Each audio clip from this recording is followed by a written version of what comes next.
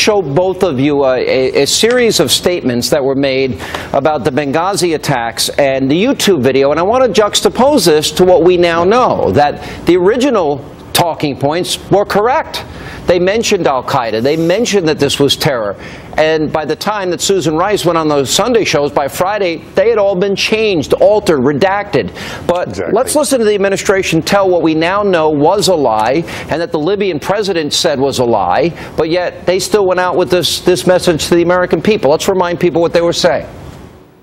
Some have sought to justify this vicious behavior along with the protest that took place at our embassy in Cairo yesterday as a response to inflammatory material posted on the internet.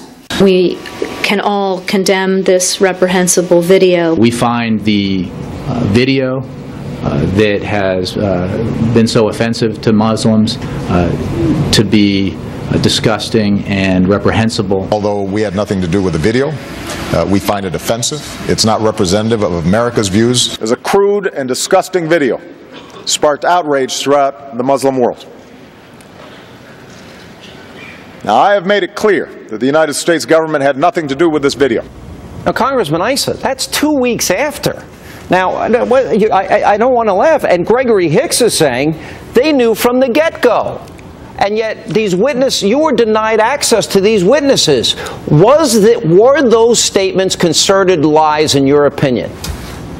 Well, I think not only were they untrue and known to be untrue, but these brave individuals, particularly Gregory Hicks, coming forward, putting his career on the line to say, I told them this was an attack. I tried to tell them consistently. He even talks in his testimony about calling the State Department and saying that what Susan Rice said couldn't have been true. How did they do it? And he said that his statements were unwanted, and that ever since then it's been even harder on him. This is the kind of thing that you see and you don't believe. You don't believe the denials, the delays, and then the outright counterattacks. You understand the administration, including Jay Carney, is on the attack trying to claim that these whistleblowers somehow are just disgruntled or lying.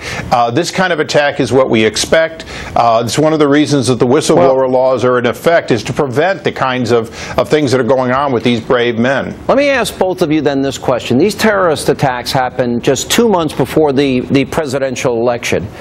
Is it your belief, and will the evidence show this week, that the American people were purposely lied to so that this would not have an impact, that they were covering up this scandal to win this election? Congressman Chaffetz? I think it's crystal clear that if but for the committee, except for Darrell Issa and myself and the committee, Trey Gowdy, others pursuing this, Fox News, James Langford, others tenaciously, we would still be led to believe by this administration that there was a video, that there's nothing wrong there, that the military did everything they could, that they didn't tell anybody to stand down. I mean, all of these things been uncovered by Congress and pushing them to reveal the truth, and they still perpetuate these. Congressman Issa, did they cover up this to win an election?